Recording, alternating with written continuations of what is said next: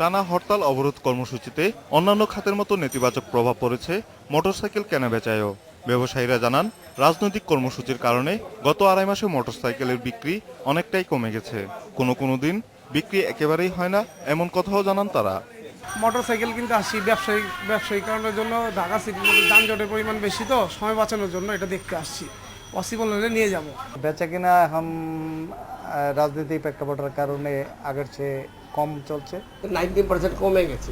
প্রত্যেক মাসে আগে ধরেন 25,000 মোটরসাইকেল বিকতো, এবারে সব মিলা, সব রকম মোটরসাইকেল মিলা, সব কোম্পানি মিলা, এখন ওই জায়গায় আপনার 5,000 বিক্রি হচ্ছে না।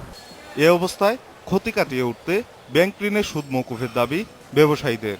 সরকারের কাছে আমি অনুরোধ করব এবং আমাদের মোটরসাইকেল ব্যবসায়ীর তরফ থেকে যে আমরা যে ক্ষতি হচ্ছে আমাদের ব্যাংকের ইন্টারেস্টটা, এবং ব্যাংকগুলোর প্রতি আমি অনুরোধ করব যাতে 1 বছরের ব্যাংকের ইন্টারেস্টটা আমাদের যদি মাফ করে দেয়, তাহলে আমাদের জন্য, ব্যবসায়ীদের জন্য বাঁচবে, নাহলে আমাদের অনেক ক্ষতি প্রবাহিত হবে।